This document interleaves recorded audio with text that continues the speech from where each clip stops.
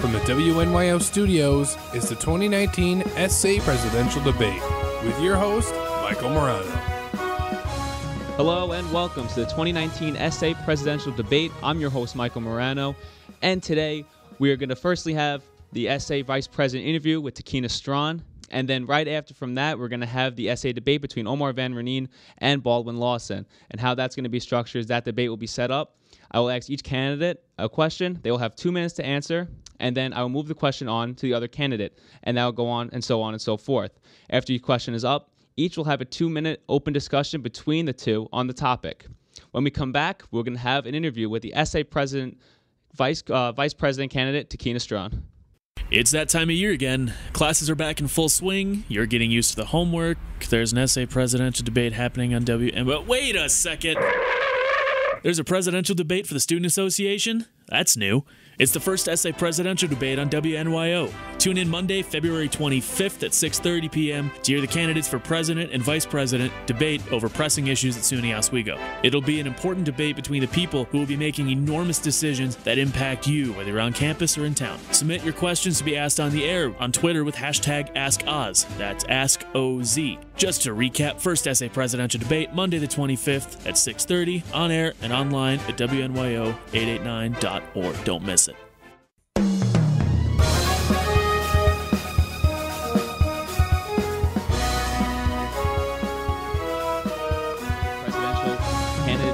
Here and with me now is Takeena Strachan, the SA Vice President candidate. Takeena, thank you so much for coming on.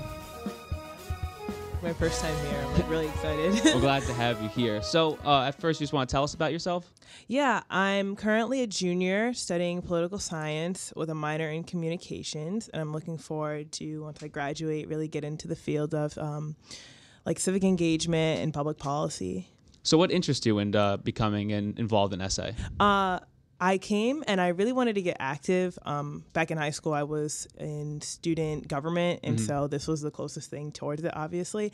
And so my first year, I became a senator, and I really enjoyed that, but I really wanted to get more involved, so I applied to be a director, and I'm currently the Director of Civic Engagement and Legislative Affairs, and I'm hoping for next semester to be vice president and really make an impact for the students. What made you want to become into the student government in high school and all that? I think it was really the fact that people always had problems, and there were easy solutions, or there were ways and steps to get around them and to really fix them. But there wasn't that leading voice. And so I decided to step into that role and that position and really help people, because you can't really move forward without having people behind you supporting you. Yeah, and like you said, you were in high school doing this, and now you are being an SA vice president candidate. What has been some challenges for you, whether it be in high school, whether it be now? What has been some challenges for you going forward? Definitely having the support system from the administrative side, because you have faculty that support your opinions, and then you have the students that obviously voice those opinions. But then the hardest difficulty is when it's finally time to make a move, it's a lacking side of the administration. And so if there's a way that we can discuss prompts earlier and discuss decisions that we want to make earlier, so that when it comes time for administration to get involved, it's not sort of a lag, Has it been hard getting to people with your message, trying to get to them and try to open their eyes and and try to spread awareness? Yeah, definitely. I feel like people always, everybody always has the exact same concerns. And I feel like one of the biggest concerns for me, which is what I want to help support next semester, is just unity within all organizations and with students on campus, whether they be transfer students, students that live off campus, or even students that study online. I feel like we all have that sort of feeling of there's no connection other than the people we work with in our daily lives. And so I feel like if we start recognizing that there's a problem there and we all start working towards that, then it'd be easier for us to enjoy ourselves at Oswego. And what is one way you believe you could help spread that connection, as you were saying before, and these problems? And definitely have awareness. Sorry. No problem. Definitely taking on social media. I feel like it's such a broad topic that every other SUNY school in the system really uses to their advantage. And I feel like we're one school, even though we have television and we have a large broadcasting department, we still don't push our social media presence as much as we should. And I feel like that's something that we need to find importance in. Has social media been a big like catalyst for you going into this? Has it been helping you with awareness a lot and helping reach the students? Yeah, this is definitely the first day, but I feel like with the rate of how quickly like social media is adapting to our lives, it's so easy for issues to pop up because like Instagram, as soon as somebody posts it, they share it on their story, over 200 people see it a day. And it's the same thing with Snap Stories. And I think the progression of how quickly it is for something to be like mobilized is what helps the campaign, and it's what helps drive people to voice their concerns, because once you see something, then you can never like go back, you know. Is that how social media would help getting more people involved in everyday lives on campus? Like for example, SA, would you think that'd be a good way to get more people involved in that as well? Yeah, and that was one concern that I've always had from my time in student association, is because I feel like we have these problems and nobody really sees it until it gets on Instagram, because you can send out something on the Oswego Today or you can post it, but you won't really see it until other people voice their opinions about it or they make note that it's happening. And so I think the biggest push that I wanted is for like YouTube to be a big part of our adapting lives, and for us to really voice more opinions with our Instagram pages and develop the Twitter, and just use those social media handles as a way to allow students to see what's going on like constantly. Mm-hmm. Do you believe that there's a reason why not a lot of people have been joining the SA in a way, or? I mean, people, and this is one thing that I've realized with student association, is people don't understand, like they won't do anything if they don't understand what it is. And so like whether that's new student orientation or that's the involvement fair, things get too complicated. And I feel like if you just get straight to the point and say like, this is a student government, this is what we're here, this is how you can help us, and this is how you can join, then it's easier. Because I've been up to people several times and I've offered them the option of joining, and they're really hesitant because they automatically think SA is just a place of giving money to different organizations. And in reality, it's really not. It's saying like, you're here to help those that need the help, you know. And it's like we can't, like, we're all working together. So I feel like social media is one leverage of getting people more active, but at the same time it's really just on the ground recruitment, as if you're doing your own grassroots campaign. Yeah, and like you said, and social media helps a lot, just getting to know what SA does, and you could live stream, you could put on YouTube, and people like that could see a lot more of what you're doing instead, like you said, giving money to organizations. It could be a good way to actually simplify. Like you said, it's a lot more complicated. Yeah. People believe that if you just simplify it and you just get straight to the point, you know, a lot of people could actually understand what it's about and even get, you know, interested in that as well. Yeah, and definitely one thing which was brought to, like, it was kind of like a brain blast that I had, was we've always had a problem with our comment box, and it's this little box like right outside the 24-hour room that nobody, like, everybody sees it, but they never really acknowledge what it is. And I have a goal of taking that comment box and just turning it into an online forum of where you can just submit your concerns, and it's easier. Like, you scan your QR code, you have it up, you say what you're going to say, and you send it in. It's so versatile instead of having to lug yourself all the way to the library. And not everybody really goes there anymore since we have Shinneman and all these other resources for us. And that's one way that SA is disconnected from the student body. Because it's like students bring their concerns to SA, but it gets blown up. Like, you never really know that there's a problem until it's already a huge concern. You know, and I kind of want to stop that and say, like, if you have a problem, here's the source, and then it can transition into a snowball effect. You believe that SA you think an online quorum would help reach it faster instead of what they have now? Yeah, I feel like definitely, like, making it easier for people to find ways to get involved and to find ways to really, like, voice, like, their issues makes it easier for us to communicate with people. Because, yeah, we do have these constituents that listen to various senators and various directors, but I feel like there's always people that don't know.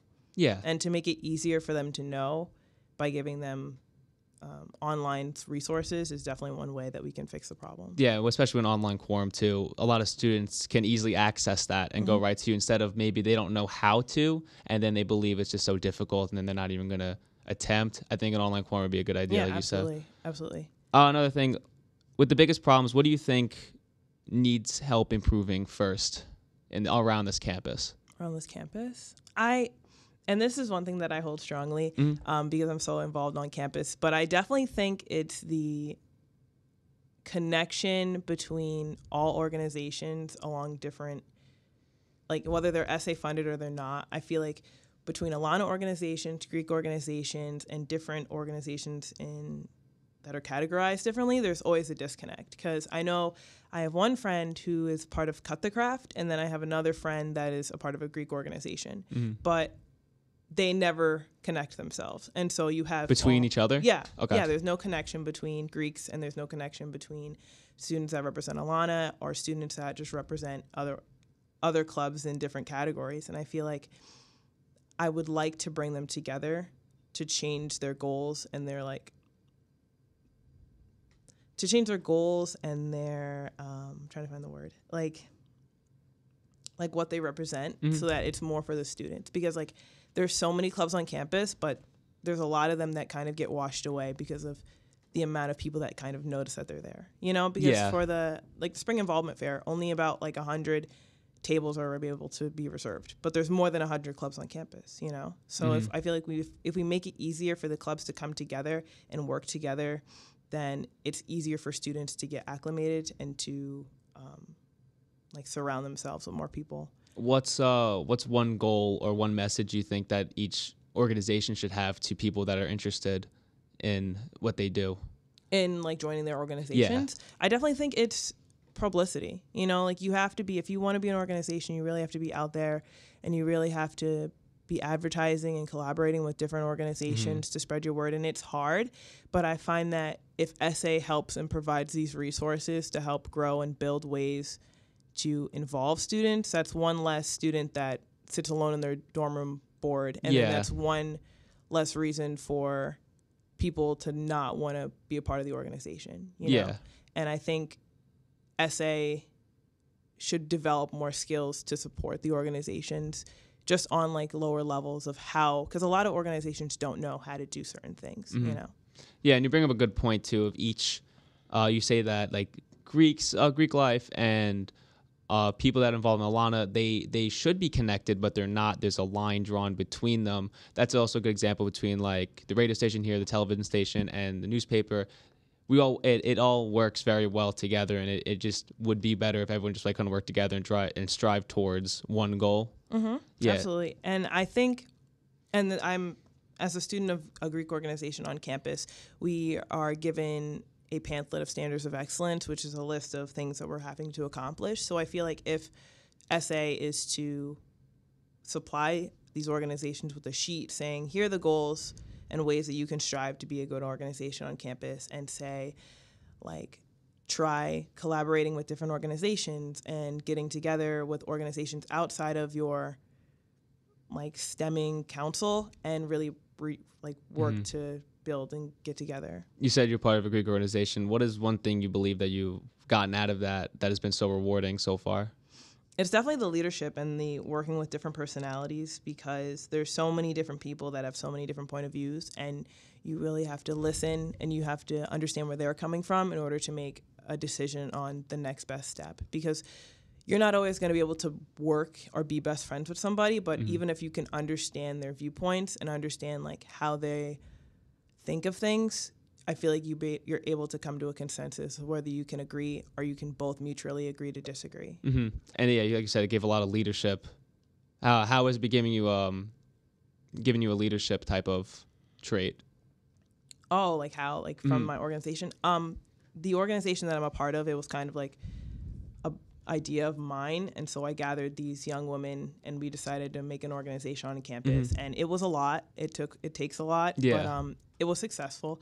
And right now we're on our second semester and we're working towards suicide prevention this semester. So we're really excited. You said it was hard to get it. What were some challenges you've had when starting this? A few challenges were really just spreading the voice of the organization on campus and finding those members that truly wanted to be a part of it. It takes a lot of, like I said, online communication, and it takes working with administration. I sat down with Mike Pastella probably every day of a past semester just to work with him and figure out different ways we can get through things and stuff. Yeah. So lastly, what is a message that you want to send to everybody? I think you got to just speak up, like if something's bothering you, it's okay to talk. And if you know that there's a big problem going on, or even if it's small, or even if it's something that you find should be brought to people's attention, like seek it out. And I'm really proud of like what's been happening recently this semester, how more and more people are starting to see and are starting to like say, like I do have a voice and I want to speak up about it, because everybody has rights, and I feel like you need to voice your opinions if you have something that you're concerned about. And SA, especially if it's a school-related issue, or even in the community of Oswego, you can speak that up at SUNY, like at SA, like don't be afraid. Have you actually reached out to people and like reached out to them and made them realize that they could have they started to develop voice? So how is a way that they've kind of realized they've had a voice and they started using it more and started speaking up more? Oh yeah, like I always have promoted student association just because I'm kind of like a nerd for like legislative things. But I think I told a few people that once became senators, and I said, like, if you have issues and if you always are debating with your fellow students, like sometimes it's better to become that person that makes that impact. And I was able to recruit 2 senators now. But obviously, I think the more we recruit and the more people that we're able to get involved, that's help. Like it helps. Okay. Well, thank you so much, Takeena. You've been great. Thank you for your time. When we come back, we'll have our essay debate, where you are listening to WNYO 88.9 FM, Oswego, New York, Laker Radio, your way. Welcome back. You're listening to WNYO 88.9 FM, Oswego, New York, Laker Radio, your way, and welcome to the 2019 SA presidential debate. I'm your host, Michael Marrano. With me here are the 2 presidents candidates running this year, Omar van Reenen and Baldwin Lawson. Thank you guys so much for coming into here today. So how this debate is going to be set up is I will ask one of you guys a question. You will have 2 minutes to answer. And then once that time is up, I will move the same question over to the next candidate, who will also have the 2 minutes to answer, and so on and so forth. After each question is up, each of you have 2 minutes to have an open discussion between yourselves about the topic that I just asked. Everyone go with that? Any questions? Okay. So, Omar, I'm going to go to you first. Actually, I'm sorry. You guys will each have time to introduce yourselves as well. So, Omar, if you want to introduce yourself first. Yeah, thank you very much. So firstly, I just want to say it's a pleasure being on here today with Senator Lawson, as we both lay our platforms for where we want to see the Student Association grow. And thank you very much for your work that you are doing in WNYO. We really appreciate it. So I'm Omar. I'm a junior right now, biochemistry and political science double major, and I'm running for re-election of the Student Association president position, because there's still much more work that we need to do to not only uplift our campus, but continuing to push it forward and make sure that each Laker is given an equal opportunity to thrive. We've proven that for the past year, a semester and a half. Now it's not even been a full year, and we are going to continue proving that as we continue fighting for what's right on this campus. Baldwin? Yes, thank you so much for having me. My name is Baldwin Lawson. I'm currently a second semester junior, majoring in finance and human resources management. I'm running for association president because I feel like I agree with Omar. There is more change to be done. However, a lot of the changes that have been made in the current time as we are now just have not been done efficiently, and I also feel like the kind of changes that we do need to have are just not being addressed. So I feel like I'm the right person to enact that change. So here's me running for SA president in order to make sure that every voice is heard, every voice is that needs to be heard is properly represented, and that everyone that wants the right opportunity to have the goodness with SA has that. Okay, so we'll go to the first question. Omar, I'll go to you first. What influenced your political affiliation? So my political affiliation is to the students, and I think what influenced my if you mean by me being involved with politics and advocacy, I would definitely say it's my background as an international student from Namibia. I grew up in a post-apartheid community and country where I grew up seeing the equal rights being withheld from both my grandparents and my parents. And I've always had an inkling for promoting social justice and making sure the people around me have an equal opportunity to thrive. So I've grown up with the notion of placing service before self, and that comes from growing up as a person of color in a post-apartheid country. And my grandfather always told me to do the most good you can for the people around you for as long as ever you can. So I've always pushed forward with this notion of interacting, leading, connecting, and like I said, placing service and the students before myself. Okay. Baldwin, I'm going to ask the same question. What influenced your political affiliation? Well, first, I wouldn't even say that's political affiliation because even though I am running for as a president, I just feel like I'm more so not doing it for myself, but more for like the community that I represent. So I represent the Alana community. I represent the underrepresented. So in and of itself, I remember like me being a freshman and having, hearing complaints about how there's no funding for our community, how there's, all of this kind of confinement that we have where the administration, would, use this as show and tell, and they would, say, okay, we have all these events going on, that we do all these things. However, when it's time for us to get what we need in return, we don't get that back. And then there are other communities that are just like that. When I joined SA, 2 years ago, I came for that, right, for the Lana community, but then I realized there was much more communities and people that need to be spoken for and people that need to be represented, like, Alana, then there's like the Greek orgs, and then there are the other affinity groups on campus. So I believe that, yes, it is a duty for you to put service for yourself as well. So I'm like, okay, well, let me go ahead and do this because if not me, then who? Because I feel like I'm the right person for the position. Okay. If there's anything between open discussion, or would you like me to move on to the next question? We can move on. Okay. So Baldwin, go to you now. If elected, what are the biggest issues you think that need improving first? So I would start off with, the two biggest things that I heard going on, which are the problems with the bus schedule. Like the bus system and the bus schedule, and the hours that are going on with the library. I know that these were issues that were discussed and brought up at President's Council, and I feel like with my ability to actually just tackle issues just right then and there, then they would actually be the ones that are addressed first. Mostly because every single year the contract and the the understanding between Central and the campus is actually revisited every year.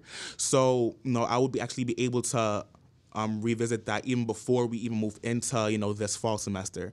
So those are the things, one thing that I'll actually pass look into, and then also the library hours as well. It was something saying that they needed to be extended. So I said, okay, well, how about, I look into that too. So this is work that Omar is currently looking into. And I feel like, okay, well, if he will look into it, if it comes to the point where he is no longer in the position, then I will most definitely carry out the work and I will do it effectively and efficiently as well. Okay, thank you. Omar, I'll go to you now. If elected, what are the biggest issues you think need improving first? Yes, so many of the issues that were brought up by Senator Lawson are issues that I brought forward in the cabinet because Senator Lawson sits on the cabinet as well. So when I was running for president and when I got the position, I put a resolution forward before I got the position to extend the gym hours, and now the fitness centers, Cooper and Gummagas, have a longer extended hours as well. So then I made it my mission to look into extending the library service hours so that we can offer students an extended hours a week before the exams and a week during exams too. And on top of that, there are many other issues that were also brought forward within the cabinet. The Blue Route system has become obsolete and ineffective with the amount of students on our campus. And that is why, as SA President, it is your job to better these services. And not only that, but I've also proposed that we have the central bus services being offered in both the summer and the winter for our students. But that's the job of the SA President to negotiate. And every year the contract is put forward before the SA President and without any negotiation taking place. So that's why I'm in a unique opportunity now to renegotiate that, and if elected, sign the negotiation that includes both an extended Blue Route system that has to be renegotiated with auxiliary service and the summer and winter offerings with central bus services. But on top of that, there are still many things that need to be advocated for. We need to assure that our club sports are still given an equal opportunity to thrive. That still needs to be enshrined in our constitution that has been held back. We need to make sure that our LGBTQ plus students are adhered to, are made visible, and that their experiences as a marginalized group are also attended to. And that's why we need to make sure that our gender-neutral bathrooms have those signage on them. And most importantly, we need to continue to celebrate our women leaders on this campus. And that is why next month, SA will be hosting the first Women in Leadership Conference. We will invite more than 117 Women Club presidents to come together, to convene, to network, and celebrate our women leaders on this campus. So those are only a very small portion of things that we are going to look into, with addition to all the stuff we've already done, like signing the Period Act, like presenting the new flag resolution. And these are all putting forth to give our students of color more visibility and students who are underrepresented and marginalized, which is a campaign promise that has been fulfilled. Okay, thank you, Omar. If there's anything else you guys would like to discuss? Yeah, let's discuss like the bus system thing. So one thing that I actually did think was a good idea was for the Blue Route to be at least like restructured in a way. So I would like to get your input, Omar. So I was either thinking that if elected, that I would either do the 2x2 bus system or every 10. So it would be 2 Blue Routes running at one time, or every 10, so like 1 o'clock, 1:10, 1:20, 1:30, and that would actually be, more, that actually give, more time for classes. So if someone needs to go to class at a certain time, that would be good for them. It'll also, stimulate the bus, like service people who are actually like, manning the buses, so, your equipment will drop as well. So what do you think about, one of those things? Because I'm, more so leaning towards like the every 10, but what do you think? So it's not more about it's not about what I think, but it's about what I can convince, or what the president can convince with auxiliary services, because that decision is ultimately theirs to make with conjunction with Central. But what I proposed to Mr. Proflari, and will continue to propose, is to make that there's every 2 buses within the 30 minutes, because it only goes on a 30-minute rotation. So within 15 minutes that there's another bus coming. Because the issue we have right now is that the fact that the buses are being filled up and that they don't come again. But because of the way the contract is structured, every 10 minutes will be ineffective and will take away from the services from downtown. But the students are a large part of the Central services, so our voices do need to be heard too. But the more feasible direction that should be gone into, which is the one that I propose, is that every 15 minutes the bus should come around, with the amount of students that we have living on campus right now. That sounds more so like every 20 though. Well, it's every 30 minutes. So if it comes 2 times in the 30 minutes, it would be every 15 minutes, assuring that they get to classes when the next period starts, with enough time to move in between the academic buildings. I just don't understand the difference between a 5-minute grace period is really not going to be that effective, in my opinion, rather than if it was literally every 10, a new blue route, a new blue route, a new blue route, because... Well, classes do not start every 5 minutes. They start either every 55 minutes. So that's why it would be ineffective, because you would not get a lot of students. So if you extend the hours or the minutes to every 15 minutes, that makes more feasible sense, because it has to be what is applicable to the amount of students we have right now and on what rotations are class schedules. I feel like the concern shouldn't be about getting more students on the bus, to be more about accessibility. So there should be every 10, so literally there's going to be a bus coming at a certain time at your building type thing. It's not supposed to be about, okay, well, we're going to fill this whole bus up. I feel like it should even matter if there's one student on that bus. As long as the bus is there and available for students to even be able to ride that bus, then it should be, okay, well, we've done our job for our students, and that's would be actually more effective for our students. Because yeah, that's understandable. But again, you have to see what's going to pass with Central, because if you take a bus off of their schedule and a drive off of their schedule for every 5 minutes just for our campus, and if you don't get and that is something that's going to be paid for. So it's going to be coming out of our budget. So if we take that service away from extending the summer and having enough money for the summer and winter, then you're going to be wasting money on a bus that comes every 5 minutes that does not need to. Because like I said, classes are only every 55 minutes. So that means that the bus would come around 4 times for your next class. So again, it has to be what's feasible and look at the dynamic and population of the students who live on campus right now, and where those services need to be applied effectively and efficiently. Okay, thank you for your input. Okay. When we come back, we're going to have our next set of questions. You are listening to WNYO 88.9 FM, Oswego, New York, Laker Radio, your way. And welcome back to the 2019 SA Presidential Debate. I'm your host, Michael Marrano. Alongside me is Omar Van Reenen and Baldwin Lawson, and we're going to get right back into the questions. So, Omar, I'm going to go with you for this one. What is the biggest change that you want to see on campus? Well, the biggest change that I want to continue to see on campus is that the school should give more visibility to underrepresented and marginalized students. For example, last semester, students of color have disproportionately been facing discrimination and lack of services off campus. For example, the Legion Hall was a safe space for our Lana orgs and our students of color to have their events off campus. And there's been a large crackdown from the Oswego police and from people rent out the spaces to no longer offer the services to them, which puts students of color in the back of the line as compared to other organizations that are both recognized and unrecognized by SA. And with more advocacy from the students and both SA, we've managed to not only have events on campus on the weekends until the later hours, but we've managed to take away a lot of policies on this campus that, again, disproportionately disenfranchise students of color. We've scratched off the housing deposit that you need to put forth. You don't need to be held back if you have a loan to register from classes. And UP now has body cameras, so we've become one of the 6 SUNY schools who have the University Police have body cameras. So moving forward, more visibility needs to be given to that group. But in conjunction with, like I said, LGBTQ plus students and changing the gender-neutral bathroom signages on campus, and giving more support to our club sports and our Greek organizations as well, whether they are recognized by the Student Association or not. And continuing the shared governance between the Student Association and the campus.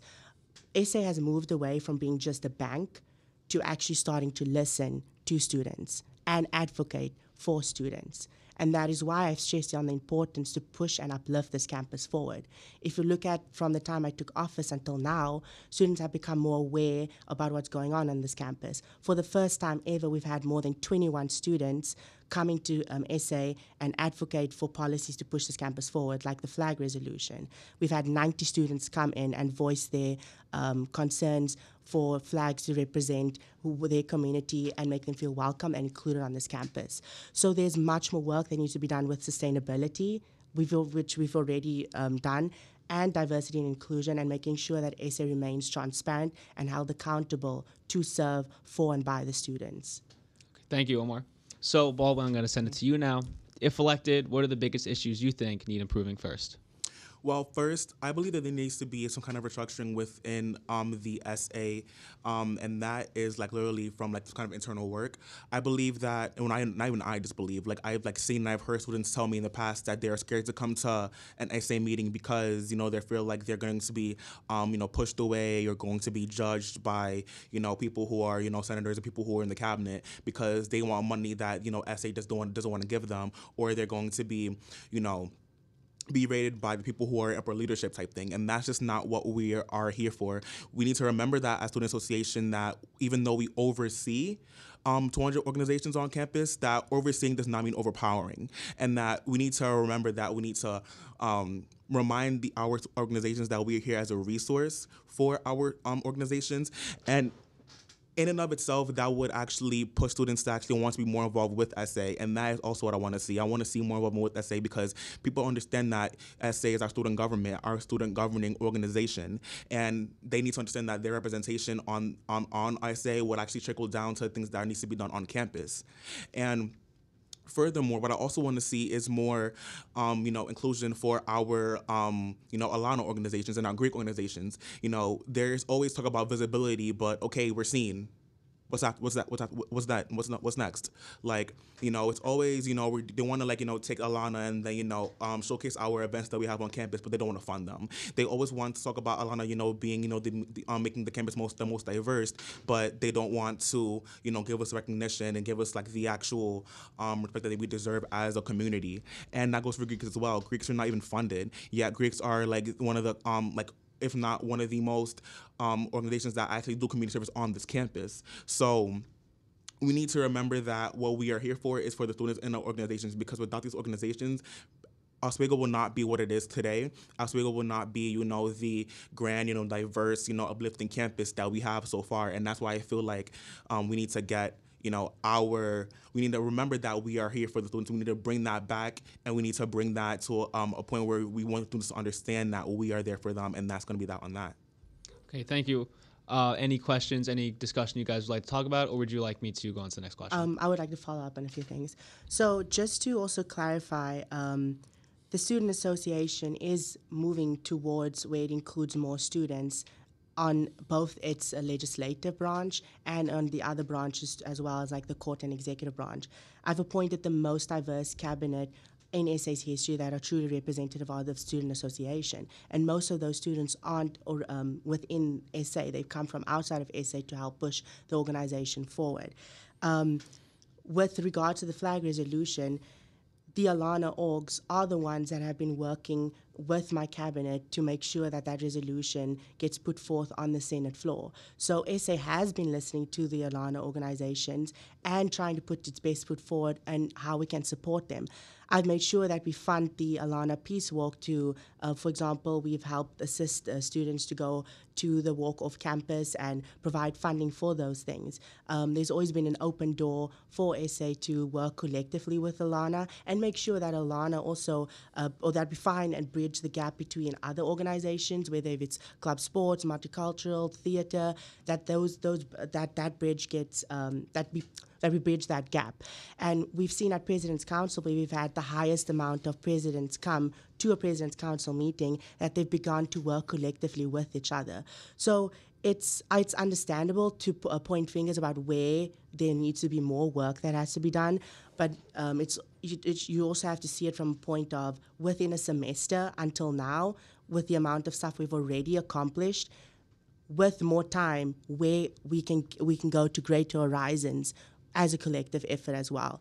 So SA has been listening, and SA will continue to listen for all these organizations and give them an equal opportunity collectively.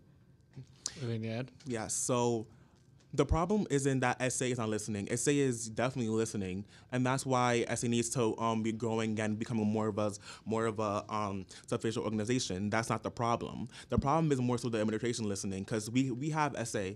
Amazing, we have SA. But then what about like the people who will come to visit SA, next thing you know, they're being told about all this diversity and inclusion, and when they actually come to the campus for that, they don't really see that until they actually get into the organization, and then the organization has to be the one to go and do that first communication. And then Omar mentioned that, like they reached out to the Alana orgs for the flag policy, but it was really only one organization that helped out with that. No. And it's like, and give me 1 second. And it's just like, although there might have been, some others in the back burner, like it was really just BSU. And then for the Peace Walk, that was also, again, BSU. So it was just like, yeah, BSU is like one of, like, if not the oldest org on this campus. It's one of the organizations that actually brought and inspired other Alana organizations on this campus. But what about the LSUs? I have not seen anything done for the Latino community. I have not seen anything done for the Asian community on this campus, who are part of the Alana spectrum. So I feel like, yes, we do need to prioritize, like the Alana community, but we also need to, get into more depth about like other communities within the Alana community, because everyone always assumes that it's just, one organization, just the one thing, but there's like a whole bunch of them now, and there's more to grow. Like, a year or two ago, the organization that I'm a part of, NABA, the National Association of Black Accountants, was not considered an Alana org, and now like we're helping out with the Alana Fashion Show that I'm always a part of. So it's more so about the growth and more about the inclusivity and like the visibility, because we see you part of the aspect as well. So just to put two corrections, I've made sure that we've included as much Alana organizations as possible with regards to this flag resolution. The flag resolution does not only affect Alana, it affects all students from all underrepresented majority or minority groups. We've reached out to Pride Alliance, we've reached out to Alana organizations and invited them to work on the resolution with us. whether it's official presidents from the clubs that agreed to work on the resolution back in November, or students who are members of those clubs who've given their equal input into the resolutions. That's why you see flags from all the different marginalized groups. So just a point of correction on that. And most importantly, when we had the meeting with the president to make sure that the issues from last semester off campus and on campus with discrimination of students of color were adhered to, we've invited all the Alana organization presidents, of which CSA, LSU, BSU, ASO all showed up, and we've even invited Pride Alliance and many other affinitive groups to those meetings. So there's been a list of students that have been involved with all these initiatives on this campus, and that's what we made sure of. But just because that's not being advertised or that's not being spoken of doesn't mean it's not happening. I just personally feel like the way that the current leadership has been going on, everything has to be advertised, has to be, spoken of for people to know what's happening. Because if not, then how do people know what's going on? There was literally just last week, and I'm not even about to, comment on anybody for that, but it was literally just last week, the Period Act, how there was a whole signing. You sat down in front of the cameras and you stamped and everything like that. So why wasn't there more of that for the other things that you just mentioned in November? Hold on. And then, of course, you took a picture with, Deborah Stanley. We all were there. I was even in the picture, but then it's just like, what else do we have to do as well? Could you clarify which picture with President Stanley you're talking about? I remember there was when I was sitting in the meeting, how there was those weekly or bi-weekly meetings with Deborah Stanley, how one person of every organization was there, and then I'm like, okay, great. So where is any more of that now? So which picture? I'm still not sure which picture are you talking about. The picture is even important. But you brought it up, so it's an issue that if you brought it up, so it's an issue the students need to know. So I'm just asking for a clarified question on which picture you're exactly referring to. I'm referring to the picture that we were all literally sitting down with Deborah Stanley. It was me, it was Joyce Boyedu, it was Brittany Underwood, it was Lauren from BSU, it was more people like that. Maybe there wasn't a picture, but I was in that meeting. So where was this picture posted? I remember it being posted either on the Oswego page, not your Oswego page or whatever page it was. My president page? Yeah. Unfortunately, there's no picture from that meeting with President Stanley. So you should either present that to me or show where that's been posted, because I did not have my PR director at that meeting because we wanted to keep it confidential with regards to getting out the information of what's happening off campus. So that picture doesn't exist. But let me also just make sure I speak to the point of the Period Act. The Period Act was a collective effort from the Women's Center and Director Lizeth Ortega, which is SA's first Gender Equality and Women's Affairs Director, and with my office as well, the executive branch and the whole cabinet. So the Period Act was a result of hard work from the Women's Center and all of their members and e-board members. So for the first time, a government organization is on this campus is making big steps to uplift our campus forward. So I felt that we needed to celebrate this, and this was a plan for long, if it was going to be passed, that we would go and sign it in front of the club members who've worked so hard to make sure that this policy gets passed. So I don't understand why celebrating that with the very club members who worked hard on the resolution is an issue. There's an issue of pushing things out there and advertising things, and now when we do it, now we're being criticized. Why wasn't it done with the other things as well? Last year we started working on the flag resolution, and I'm a firm believer that if you're not going to do something right, don't do it at all. And with policies that affect our campus, it took a long while to get all the student voices with the flag resolutions and make sure that all of it is accurately heard. That's why it was only presented this semester. Has it been passed and voted on? No. So that's why there wasn't a signing in celebration held yet. And that the one with the Period Act was the first time an SA president went and signed a resolution at a club and asked the president of the club to stamp it as a celebratory moment, because it's a big policy and many other SUNY schools are going to lead the way after us. So are we going to do that with the flag resolution? Absolutely, but that's only being voted on tomorrow. So I don't know why that's being criticized if the vote hasn't even been taken place. But we have already discussed with BSU that we'll go to their club meeting and send out an email to invite all of their club members too, and many other club members who support them from other Alana groups to come and celebrate with us. But again, that's only happening tomorrow. So I just wanted to clarify those points. The voting of the flag resolution. Are we good to go on the next question? Yes. Okay. Baldwin, I'll go for you for this one. Mm-hmm. Do you think there is an issue with diversity here on campus, and if so, why? Yes, I do. I feel like the issue is not that we are not diverse enough. I feel like our issue is that we're diverse when we need to be. So our diversity is really only celebrated when it's like good for the school or good for people to see it. However, I feel like our diversity is not celebrated enough. I feel like our diversity is not represented enough. And on top of that, when we do ask for help from the administration and things like that, we do not get that much help. It's outrageous to me how, our, clubs, account for a lot of the events that happen on campus, yet we're not funded enough for them. Alana orgs only get $10,000, for, their whole entire budget, but one dinner costs $7,000. So I feel like there needs to be more of, financial support for them. There needs to be more promotional support for them so people actually get and know about the events that are going on.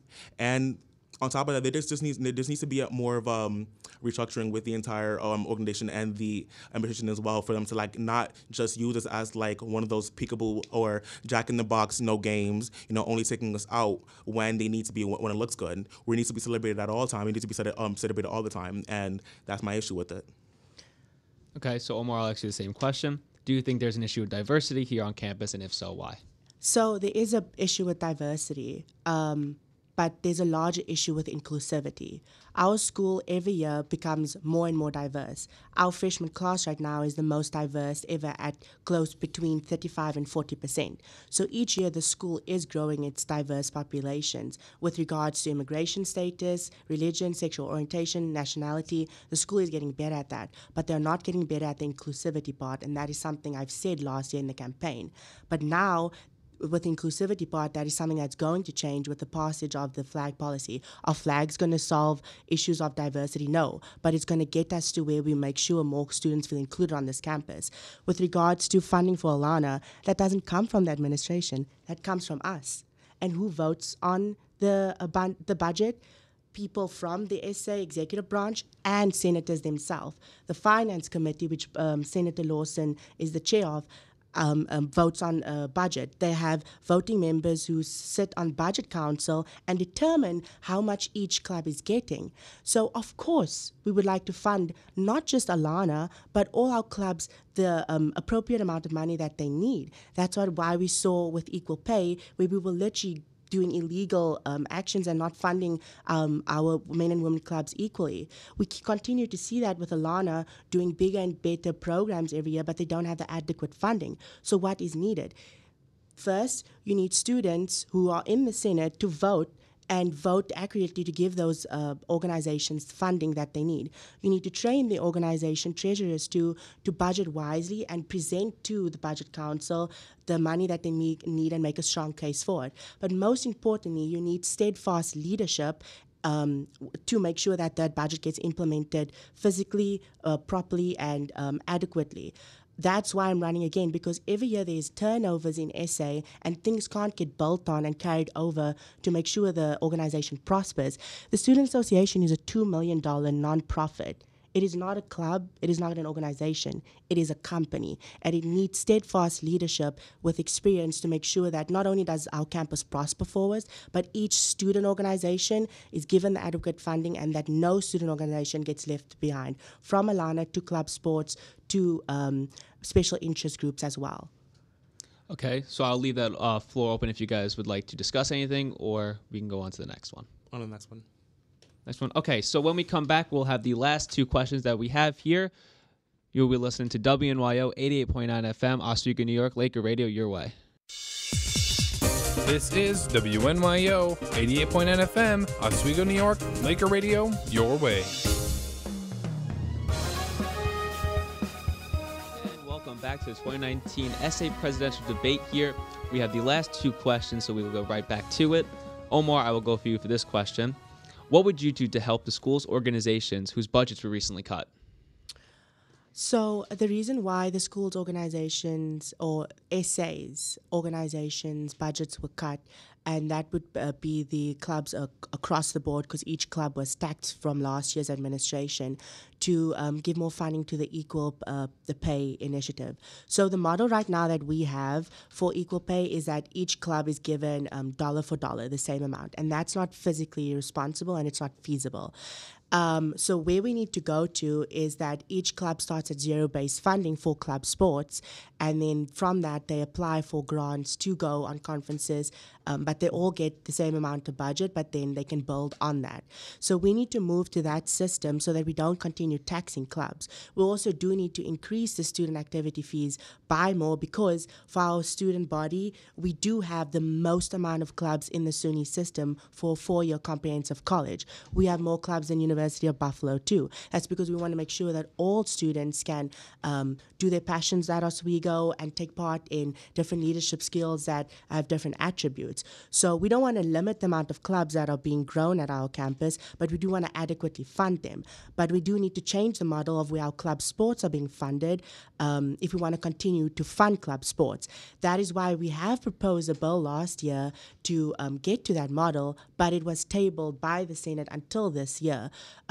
So hopefully we can get that passed. My Director of Finance has been working very hard with it, along with many other people in the Cabinet and in the Senate. So once that gets passed, our club sports will get the funding that they need, and we will make sure that we don't cut or tax other clubs that aren't club sports too. So like I said, we are a large organization, $2 million, and in order to adequately fund our clubs, each club organization needs to be given an equal opportunity to thrive.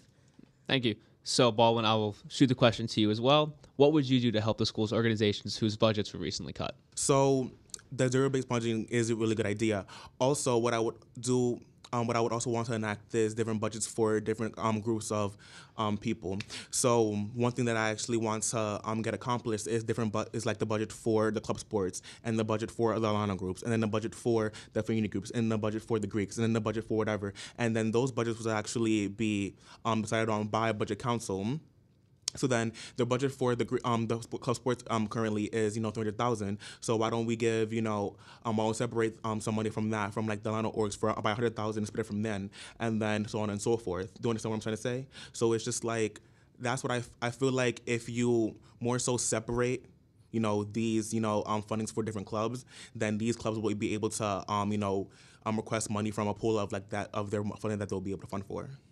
Okay, so I'll leave it open to you guys, or would you like me to go to the next question? No, just to clarify, each category is funded by category. So our club sports, they get a certain amount, but that certain amount is not fixed. It can be increased or decreased. Our Lana orgs, we look at each club organization with respect to what they are requesting. So it is already separated under different categories, and it's each looked at individually so that there's not any conflict of interest of budgeting between the different affinity groups and different club organizations with their different special interests. Okay, anything to add? No, I just feel like what I was trying to say, like I don't mean okay, well, 1 week we'll vote on club sports, and then the next week we'll focus on the Lana orgs and whatever it is. Even though that is what's currently happening, I actually mean separating the amount of money that we have between different organizations. So when we do have the Lana orgs, we'll put aside a certain amount of money for them, and then so on and so forth. So what I was saying before, like a lot of orgs, because they do need more than $10,000, that we should put aside $100,000 for them, or maybe even $75,000 for them, and they'll split that between them. And then based on the amount of money that they do request, it will be the amount of money that they get from that, because it's already put aside for them. And then those clubs will go from then on. Even though there is, a certain system that we do go by, every week, I feel like that still isn't effective enough, because it still comes from the amount of money that we voted for them as a whole. What do you think, though? Well, that's not going to be physically responsible, because you cannot put a fixed amount on each group, because then you have to adhere to only that fixed amount, and you can't determine, okay, we need to give X amount for all music and theater groups, and that is all we can give them. we can't stick to that because each group or each club within that specific category has different needs every year. If we placed a fixed cap amount of what we can give to the media orgs, we don't know where WNYO will be in the next year. Maybe it'll grow. Maybe you need to upgrade your systems to higher tech HD equipment. But then we can't give you that money because we've already promised that this is the fixed amount that we can give the media orgs, and TOP already asked, and we gave that to them. Y'all just came a bit late. So now there's not enough money on that fixed cap.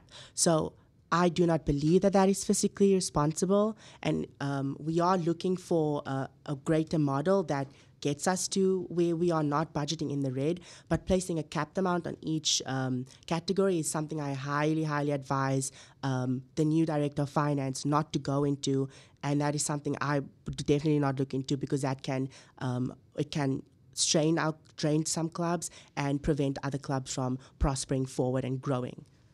Okay, so are you guys comfortable with me going to the next question? One thing, I just feel like if we're talking about fiscal responsibility, I just feel like it's fiscally responsible to literally cut like a club's budget when it already has, been used to the amount of money that it's been giving already. So I don't think that having a set budget for a certain amount of clubs would be the worst thing, because especially if a amount of clubs request a certain amount of money every year, then you would actually be able to more so project the amount of money that they're going to ask for. So we're not saying that, we're only going to give WNYO $100,000 for that 1 year and then that's going to be that on that. However, we could do it based on historical, because we don't have to completely go back to the whole historical thing, but we could always go back to how much money that they have been used in the past and then put subsidize all together. Do you understand what I'm trying to say? Yeah, but we're moving away from that system because that's the system that's been holding clubs back. And we were just talking about putting a cap on a specific group and not a cap on each organization. So if you put a cap on each category, you do limit how much each clubs within that category can request, because that is a fixed amount. So the narrative is changing here, but I think it's being miscommunicated from what you're actually meaning to say to where you actually or where you actually see the budget should be going to. But again, I don't think there should be a cap on each category to allow room for growth. Okay, so we actually have a question from one of the listeners here, so I will give that to you guys now. I'll go to Baldwin first with this one. Mm-hmm. What is your plan to see that the transgender students are not only represented but feel safe? The thing that I would definitely do is what I'm actually very proud of that we did do with the flag policy is that we did get the flag, the trans flag hoisted up. And also I feel like I agree with Omar with the inclusivity of the bathroom signs. Those need to be put in as well, on top of the single-use bathrooms, like the independent bathrooms that we do have, because going into a bathroom and them not feeling safe enough to be going in there is definitely a huge problem. What I also want to do is I want to work closer with the Pride Alliance and then see how they feel and what they would actually have to input with the student association and see what they would like to do. One of the ideas that I actually did have was, doing a pride walk on the National Coming Out Day that we do have on campus, and Trans Remembrance Day. So, having that pride walk will allow, more solidarity between all organizations, because all organizations will be able to know what's happening, and it will be a celebrated event by all of our LGBTQ affinity groups and a lot of students, because we are all able to be there and celebrate with them. Omar, so I would actually the question to you now as well. So it's for transgender students to not only feel visible but safe on our campus, right? Is that the question? Excuse me? Could you repeat the question again? Oh, sure. What is your plan to see that the transgender students are not only represented but feel safe? All right. So I think my track record... I apologize for that. No, you're totally fine. The track record that my cabinet has had already and the work that they've done is phenomenal, because SA, like I said, has started moving away from just being a bank to advocating for all our students. So we've kind of started a tradition that every month we celebrate a marginalized or underrepresented group on our campus. We've done so with the posters outside, and SA has gone to each club and helped celebrate their month and those events. So that's why for Transgender Remembrance Day, me and my cabinet went to the Pride Alliance meeting, and we had the whiteboard where we can all sign it, and we placed it outside the point. Now, I also want to thank Pride Alliance for all the work that they've done already up to this point with the Student Association with regard to the Period Act and the flag resolution. I approached them when we first came up with the idea of the flag resolution to make sure that we not only include the Philadelphia Pride flag with the black and brown stripes to highlight students of color in the LGBT community, but that we hang the trans flag as well. Because transgender rights are the civil rights issue of our time. And as students in this new generation, we need to recognize that and actively advocate for visibility of our transgender students, friends, and peers. And that is why we've included in the Period Act that the tampons and the pads need to be placed in 1/3 of the men's bathroom and all gender-neutral bathrooms to be inclusive of our transgender students as well, and not give them an alternative, but make sure those resources are applicably available to them. And then most importantly, the Student Association, and I give great props to the Senate as well, has approved the new Transgender Outreach Club on our campus. And on top of that, the Pride Alliances and Student Association, as well as the club sports, are going to be hosting an event next month and during Campus Pride Month in April to celebrate our LGBTQ students in club sports and break the stigma that comes along with being an LGBTQ plus athlete in our club sports. So we've already done that, and in the next Tuesday I'm going to be proposing my resolution that asks the school to change the gender-neutral bathroom signage to not a man and a woman figure, but the all-inclusive logo that has the transgender logo, the male logo, and the female logo on the bathrooms. So we've done this work, and we will continue to advocate for all LGBTQ plus students on our campus. Okay, thank you, Omar. I'm going to open that up for discussion, or would you like me to go to the last question? Last question. Okay, so I believe, Baldwin, I will have you now.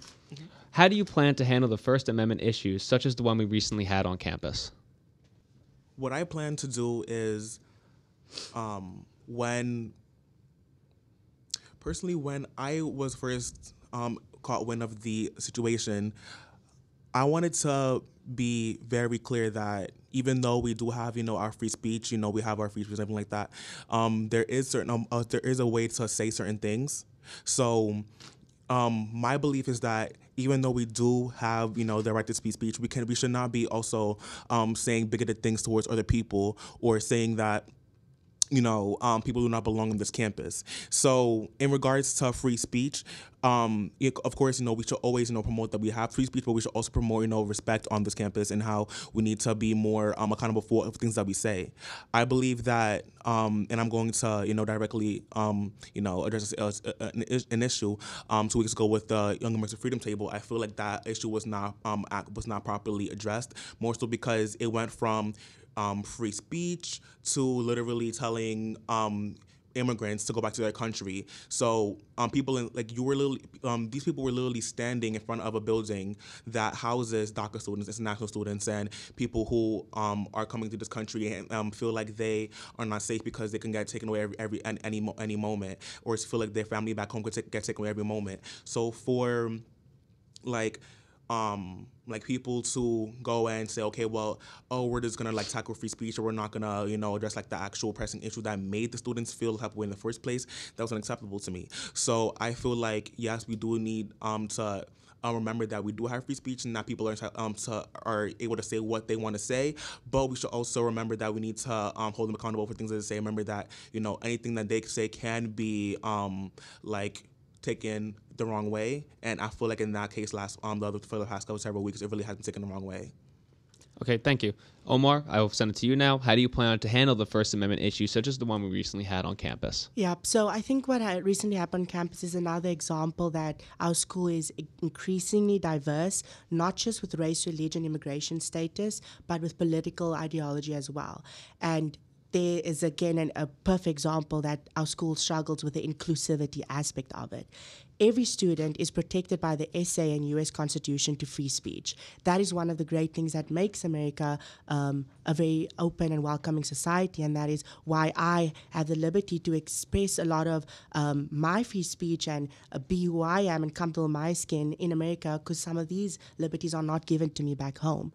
So let's get that clear. Everybody is entitled to their free speech, but there's a difference between permitting, and the Her Campus article says as well, that there's a difference between permitting students to voice their opinions and allowing them to advocate for offensive, hurtful, and racist ideas. And that is something, as president, I have not and will not stand for. While we do need to stand up for people's First Amendment rights, we do also need to understand that we cannot promote these ideologies or these rhetoric on our campus. We need to stand firm against those. And that's why hanging those flags up to recognize and show solidarity with these different marginalized and affinity groups, that puts to rest a lot of the rhetoric that's being brought up with the First Amendment rights. Now, and while as president, I made sure that we stand up for people's First Amendment rights, but that we also, in the email that I said, that while we do that, we cannot continue to promote rhetoric, because our schools diversity statement calls for us to promote cultural competence, and we cannot do that if we promote hate speech, which is a type of free speech on our campus. And President Sani has also affirmed that she stood up for the students' First Amendment rights because they were being threatened and attacked.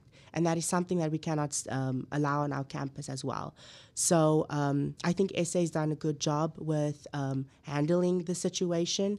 And I look forward to the vote tomorrow to display our form of free speech by standing up with the students who are underrepresented and marginalized on our campus.